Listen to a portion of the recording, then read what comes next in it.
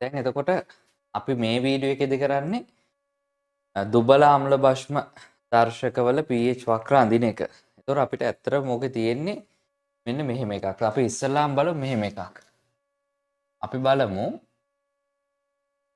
දුබල අම්ල අපි ඒකට උදාහරණයකින් තමයි බලන්නේ. දුබල අම්ල ප්‍රබල භස්ම අනුමාපන. pH වක්‍රයක් අඳින්න යන්නේ දුබල අම්ල ප්‍රබල භස්ම අනුමාපන වලට. හැබැයි හොඳට මතක තියාගන්න කවදාවත් දුබල අම්ලයක් හෝ භස්මයක් අපි පියුරෙට්ටුවට දාන්නේ නැහැ. ඔයාලට විභාගයට ප්‍රශ්නයක් ආවොත් ඒක කියන්නේ වැරදීමකින් ශිෂ්‍යයෙක් දැම්මා කියලා වගේ එකක් තමයි එන්නේ. කවදාවත් අපි සාමාන්‍යයෙන් ප්‍රායෝගිකව කෙමිස්ට්‍රි කරනකොට කවදාවත් අපි දුබල අම්ලයක් දාන්නේ නැහැ පියුරෙට්ටුවට. මොකද pH එකේ හරියට ඒකේ තියෙන්නේ නැහැ. ඕක සුවාරක්ෂක ද්‍රාවණ හැදෙනවා නම් මනම් කතන්දරින්ද ඒකට දාන්නේ නැහැ.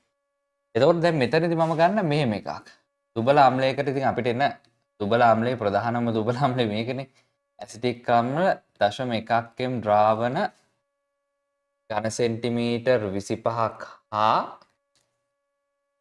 0.1 m සෝඩියම් හයිඩ්‍රොක්සයිඩ් ද්‍රාවණ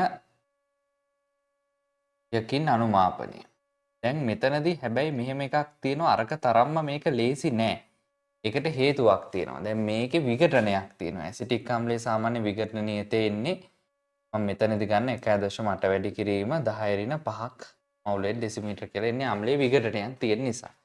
එතකොට අර කලින් එකත් ඔයාලා බැලුවම මේකේ සමගතා ලක්ෂය නම් එන්නේ අර මවුල ගණන් සමාන වෙලා සාමාන්‍යයෙන් මොකද ඇසිටික් අම්ලයේ 25ක් නේ ගන්න. එතකොට ඒක දාන්නේ අනුමාපන ප්ලාස්කුවට අනිවාර්යෙන්ම. හරි.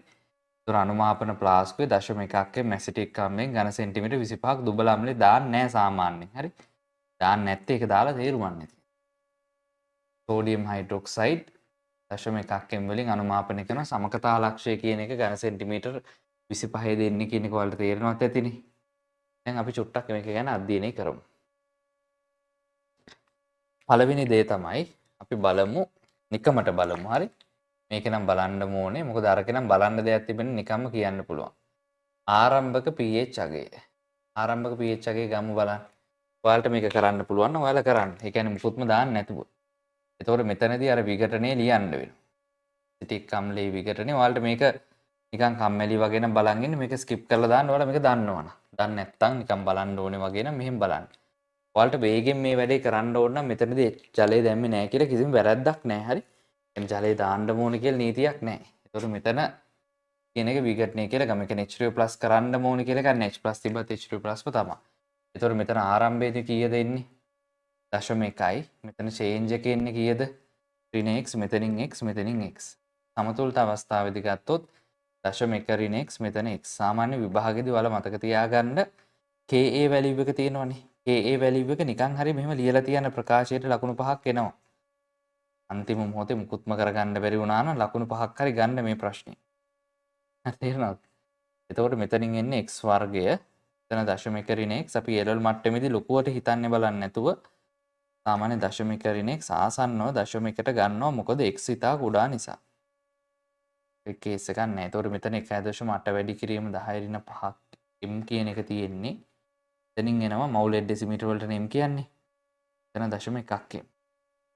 එතකොට මෙතනින් x වර්ගය හොයාගත්තා නම් වැඩේ ගොඩනේ. x වල වර්ගමූලය ගන්න 1.8 වැඩි කිරීම 10 ඍණ 6යි. මේකේ වර්ගමූලය ගන්න වෙනවා. එතකොට මේ වගේ තැනකදී මම නම් කියන්නේ විභාගෙදී මේ වර්ගමූලය ගන්නත් හදිස්සි වෙන්න එපා pH අගයකට යනවා නම්. මොකද හේතුව දැන් මේකමනේ x කියලා කියන්නේ. m නේ. 6 ඕන මෙතන සුළු කිරීම කරන්න.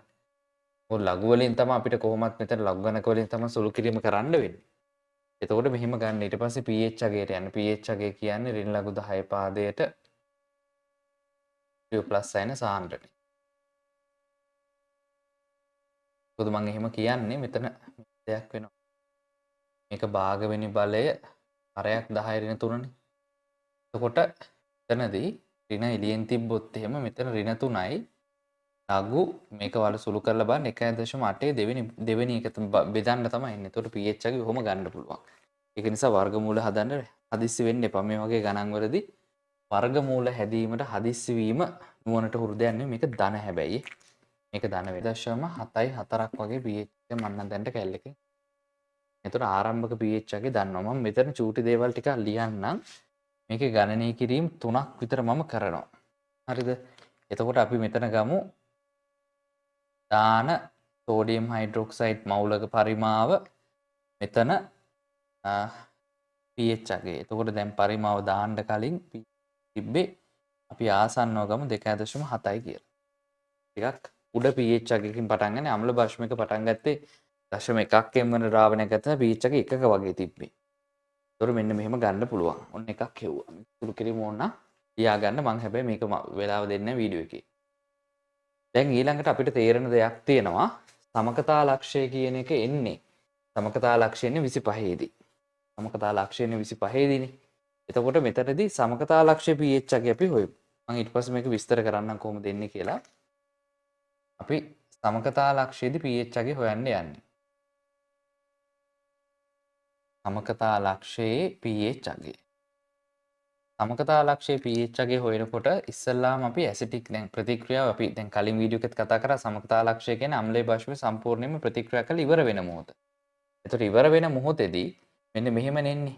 ඇසිටික් අම්ලය මෙයත් එක්ක ප්‍රතික්‍රියා කරලා මෙතනින් ජලය හැදෙනවා. හරිද? ජලය හැදෙනවා. ඒකස් මේක සෝඩියම් ඇසිටේට් හැදෙනවනේ.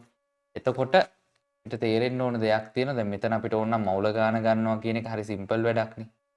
මේක වැඩි කරන්න ඕනේ 25 වැඩි කිරීම 10 3ක් ගන්න ඩෙසිමීටර වලින්. ඒ ගානම තමයි අරගෙනුත් යන්නේ නේ. සමකතා ලක්ෂයේදී යන පරිමාව පව වෙනස් වෙන්නේ නැහැ. මොකද 0.1 ගත්ත එකනේ. මම පොඩ්ඩක් මගේ වාසියටත් එක්ක තමයි ගත්තේ. ඒතකොට මේ දෙක ප්‍රතික්‍රියා කරාම මෙතනින් හැදෙන්නේ 2.5 වැඩි කිරීම 10 2ක් මවුල්. 10 3ක් මවුල්. 10 3ක් මවුල්. එතකොට මෙතන අන්තිමට ඉතුරු වෙන්නේ ප්‍රතික්‍රියාවේ සමකතා ලක්ෂයේදී ඉතුරු වෙන්නේ කවුද කියලා බැලුවොත් කවුද ඉතුරු වෙන්නේ? මෙන්න මෙයා ඉතුරු වෙන්නේ. සෝඩියම් ඇසිටේට් තමයි තියෙන්නේ මෙයාගේ මෙන්න මේක. අපිට සෝඩියම් වලින් නම් වැඩක් නැහැ. මම ඕක කියලාත් තියෙනවා අර සෙමිනාර් එකෙත් මම කිව්වා ළඟදී. බලන්න අර MCQ කරව pH අගේ MCQ ටික කරව සෙමිනාර් පොඩි මේ වීඩියෝ සෙමිනාර් එකක් කරේ ඒකෙත් කිව්වා. මෙයාලගෙන් වැඩක් නැහැ. දුබල අම්ලයෙන් ව්‍යුත්පන්න වෙන. ඒ කියන්නේ මෙයා දුබල අම්ලයේ ව්‍යුත්පන්න වෙන සංයුක්මක භාෂ්මය තමයි මේක. මෙන්න මෙයා මොකද කරන්නේ? මෙයා ජල විච්ඡේදනය වෙනවා. ජල විච්ඡේදනය වෙනවා කියලා කියන්නේ මෙන්න මේ විදිහට ජලයත් එක්ක ප්‍රතික්‍රියා කරලා මේක දුබල අම්ලයක් නේ. මෙයාගේ ආම්ලික ලක්ෂණ තියෙනවා. හැබැයි මෙයාගේ එහෙම එකක් නැහැ. ඒතකොට මෙයා වෙන්නේ මෙහෙම දෙයක්. COH මෙතනින් H3O+ එකක් නිදහස් කරන H3O+ දැම්මොත් මෙතන දෙකක් දාන්න නැත්නම් H+ දැම්මත් අවුල. H3O+ නෙවෙයි සෝරි. වල භාෂ්මයක් නේ. ඒකට මෙතනින් OH වань. ඒකට මෙතන තියෙන මවුල ගාන අපි දන්නවා. හැබැයි අපිට සාන්ද්‍රණය හොයන්නත් පුළුවන් ඕන. සාන්ද්‍රණය හොයන්නේ කොහොමද? අපි මෙහෙම කරමු. අනේ මවුල ගානෙන් මයන් කවන්නේ. සාන්ද්‍රණයට ගියා නම් ලේසි බා. සාන්ද්‍රණය හොයන්නේ කොහොමද? සමකතා ලක්ෂයනේ 25 දී.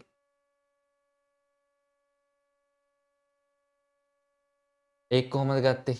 සාන්ද්‍රණ සමානයි. එතකොට මෙහෙම සමකතා ලක්ෂයන්නේ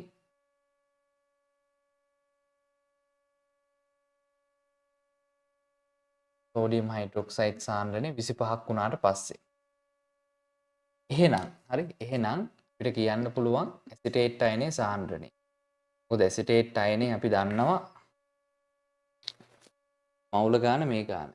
හරිද? මම මෙතන හදන්නම්. ඒකට මට අතනට ආදේශ කරගන්න පුළුවන්. ඔයාලා ගාන ලියද්දී මට වැරදීමකින් මේක ලියන්න බැරි වුණේ. මේක මෙතනින් ලියන්න. ඒතකොට 25ක් දැම්මා කියලා කියන්නේ තිබ්බා 25ක්. තව 25ක් දැම්මා. ඒතකොට ඔක්කොම 50යිනේ. 10 3යි ගන්න ඩෙසිමීටර. ඒතකොට සාන්ද්‍රණය දැන් වෙද්දි 0.5ක් වෙනවා. එහෙනම් මෙතනදී දාන්න වෙන්නේ අපිට නාට් එක වෙන්නේ 0.5ක්. හැබැයි මෙතනින් එහාට අපි ගත්තොත් එහෙනම් මෙතනින් එහාට මහ ලොකු දෙයක් නැහැ. කියන්නේ අර අපි කලින් කතා කරපු සිද්ධියම තමයි යන්නේ. කියන්නේ අපි කලින් කතා කරවුව අර කලින් හදපු ගාන වගේම තමයි මෙතනින් එහාට යන්නේ. ඊට පස්සේ මෙතන අපි ගමු විඝටනයේ y කියලා. ඔය ඇල්ෆා වලින් හදන්න එපා විඝටනයේ y කියලා දාලා හදන්න ඒක ලේසි. ඇල්ෆා දාන්න ගියොත් නැවත වතාවක් මේක එහා මෙහා කරගන්න වෙනවනේ. මෙන්න මෙහෙම. ඒකට එක්වස් මීඩියම් එකේ ඉන්නේ 0.5 හරින y මෙතන y මෙතන y. හැබැයි මේකට ලියන්න පුළුවන් දැන් මේක භෂ්මයක්නේ. භෂ්මයක් නිසා මේක ලියන්න පුළුවන් KB. KB ලියවුවොත් එහෙම KB කියන්නේ සාමාන්‍යයෙන් අපි දන්නවා සාමාන්‍ය මෙහෙම එකක් තියෙනවා. KW කියන්නේ KA වාරයක් KB. අපිට දත්ත සටහන් වල හැමදාම දුබල අම්ලයක් නෑ. ඒකේ සංයුක්මක භාෂ්මය දෙන්නේ නෑ අගේ. ඒක ගන්න පුළුවන් මෙන්න මේ සම්බන්ධයෙන්. එතකොට මෙතනින් ගත්තොත් KB කියන්නේ KW බෙදීම KA. KA දීලා තිබ්බොත් KB හදාගන්නේ මෙහෙම. එතකොට මෙන්න මේකේ වැලියු එක එන්නේ මෙහෙම. CH3 COH OH minus sin සාන්ද්‍රණය මේක ඊට පස්සේ බෙදෙන්න ඕනේ CH3 CO minus කියලා.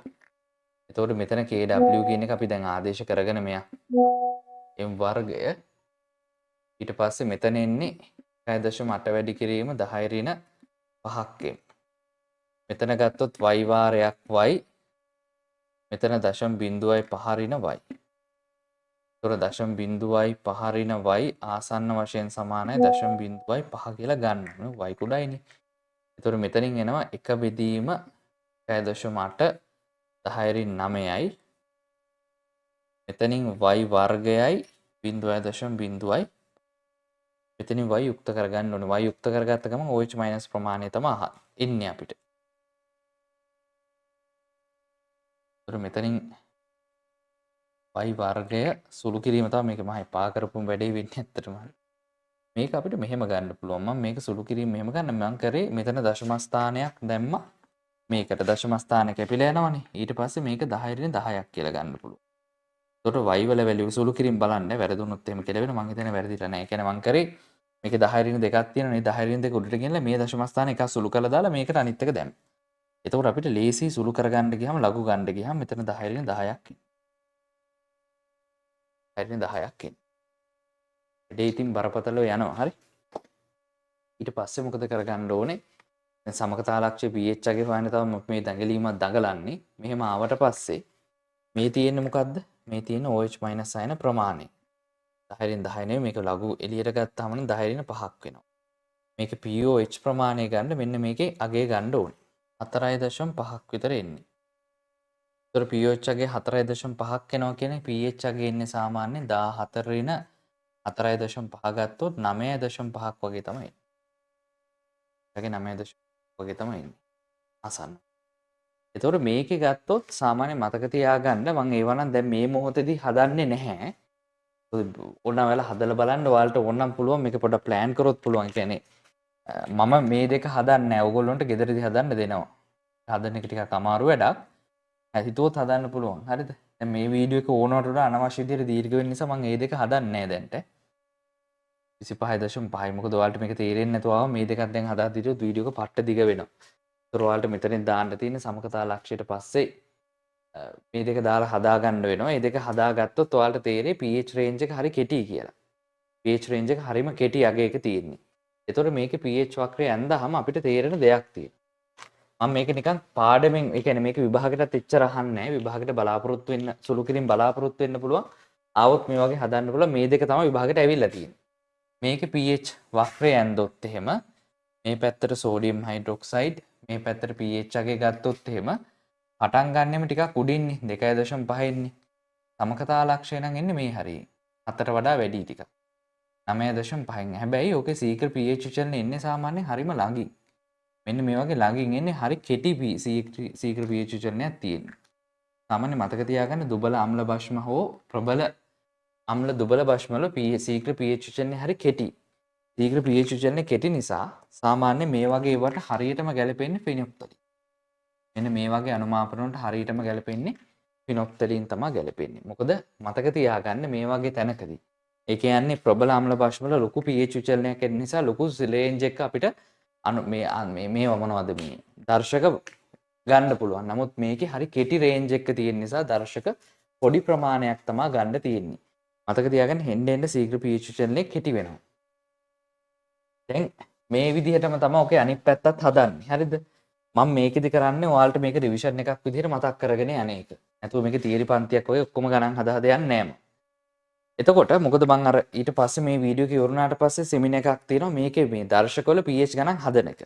හරි දර්ශක වලින් ආපු MCQ හදන එකේ පොඩි වැඩක් කරන නිසා ඒකෙදි මේක විභාග ප්‍රශ්න ටික බලමු. ඔය විදිහටම දැන් ඒකේ ගණන් හැදුවනේ අපි අනිත් එකත් බලමු මොකද්ද? ප්‍රබල අම්ල දුබල භෂ්ම අනුමාපන. ඔය විදිහටම අනිත් පැත්තට තමයි ඒක ඉන්නේ. දුබල භෂ්ම අනුමාපන. ඒක මං ගාන හදන්නේ. ගාන හදන්නේ නැතුව වලට විස්තර කරන්නම්. ඒකෙදි දැන් අපි පටන් ගන්න කොතනද අපි දැන් ඒක හිතමු. දැන් එතකොට අපි හිතමු දැන් මෙතන තියෙන ආම්ලය ප්‍රබල ආම්ලය තමයි තියෙන්නේ. දැන් මෙතන pH අගය. ඒක කොහොමද රේන්ජ් එක එන්නේ කොහොමද කියලා බැලුවොත් දැන් මෙතන 14 මෙතන 7 මෙතන බිංදුව කියලා ගමු. දැන් දුබල ආම්ලය තමයි දැන් මේක එතකොට අනුමාපන ප්ලාස්කුවට දාන්නේ මොකද්ද? අනුමාපන ප්ලාස්කුවට දාන්නේ දුබල භෂ්මය. දුබල භෂ්මය දානකොට යා අඩුවෙන් විඝටනය වෙන්න නිසා ප්‍රබල ආම්ලයක් වගේ උඩ ඉන්නේ නැහැ. මෙයා ටිකක් යට ඉන්නේ. මේකෙත් ඔයාලට පේනවා තිබි. උඩ ඉන්නේ ඇයි? H+ දැම්මනම් ප්‍රබල ආම්ලයක් දැම්මනම් මේ හරිය තියෙන්න එපේ. මේක මේ හරියෙන් තමයි පටන් ගන්න. ඒ වගේ තමයි දුබල ආම්ලයක් පටන් ගන්න මේ හරියෙන්. හැබැයි අර අන්තිමට ගත්තාම දැන් උදාහරණයකට අපි ගත්තොත් එහෙම මෙතන ඇමෝනියම් හයිඩ්‍රොක්සයිඩ් කියන එක මේක දුබල ආම්ලය මේකනේ අපි ගන්න HCl එක ප්‍රතික්‍රියා කරොත් ඇමෝනියම් ක්ලෝරයිඩ් හැදෙන්නේ. ඊට පස්සේ ජලය. ඊට පස්සේ දැන් සමකතා ලක්ෂයේදී මේකනේ ඉතුරු වෙන්නේ. එතකොට මේක දුබල අම්ලය, දුබල භෂ්මය. එතකොට මෙන්න මෙතන හැදෙන්නේ සංයුක්මක අම්ලය. එතකොට ඔයාලට තේරෙන්න ඕනේ සමකතා ලක්ෂය ආම්ලික වෙන්න ඕනේ මෙන්න මේ ඇමෝනියම් ලවණය නිසා. දැන් අතන ඇයි දැන් මෙතන ඇයි මේක මෙන්න මේක සමකතා ලක්ෂය භාෂ්මික උනේ ඇයි? ඇසිටික් ආම්ලය ඇසිටේට් අයනේ සංයුක්මක භෂ්මය නිසා. ඕකම අනිත් පැත්තට. එතකොට යට තියෙන්නේ. ශීඝ්‍ර pH එකේ මෙන්න මේ වගේ පොඩි රේන්ජ් එකක තියෙන්නේ. එතකොට මෙන්න මෙහෙම තමයි ඒකේ. එතකොට ඒකට ගැලපෙන්නේ නැහැ ෆිනොප්තලින් එහෙම. ඒකට ගැලපෙන්නේ මෙතිල් ඔරේන්ජ් විතරයි. මෙතිල් ඔරේන්ජ් විතරයි. දැන් මේකට මොකද වෙන්නේ? මේකට MO නොගැලපේ. Methyl orange නොගැලපේ. මෙතනට මොකද වෙන්නේ? මෙතනට ෆිනොප්තලින් නොගැලපේ. මෙතනට ෆිනොප්තලින් නොගැලපේ කියලා ගන්නවා. මෙන්න මේ විදිහට අපිට මේ රේන්ජ් එක ගන්න පුළුවන්. දැන් සාමාන්‍යයෙන් මම එක නිකන් පෙන්නන්නම් ඔයාලට ටියුට් එකේ තියෙන නිසා ටියුට් එක පස්සේ බලන්න. දැන් ඔය ටික අඳින්න තියෙන්නේ. මේ ටික පුළුවන් නම් print එකක් දාලා හදන්න මේක සුදුසු ටික. මේ තියෙන්නේ. මේ දුබල අම්ල භෂ්ම අනුමාපන තියෙන මේක කවදාවත් කරන්නේ නැහැ ප්‍රායෝගිකව. කරන්නේ නැත්තේ මේ බලන්න pH range එක ගොඩක් කෙටි වෙනවා. ප්‍රබල අම්ල භෂ්ම දෙක ප්‍රබල වෙන්න මොකද වෙන්නේ? ශීඝ්‍ර pH දිග වෙනවා. දිග වෙනකොට දර්ශකයක් හොයාගන්න ලේසි. දැන් මේකෙත් ශීඝ්‍ර pH යන්නේ නැහැ වගේනේ දුබල අම්ල භෂ්ම වල. එතකොට ඒක නිසා මේකට අපිට අනුමාපනයක් කවදාවත් කරන්න බෑ. අනුමාපනයක් කවදාවත් කරන්න බෑ. මේ විදිහට තමයි වෙන්නේ. හරි එහෙනම් මේ වීඩියෝ එක මෙතනින් නතර වෙනවා. අපි තව වීඩියෝ එකකින් කාබනේට් බයිකාබනේට් අනුමාපන pH වග්‍රය පැහැදිලි කරගමු.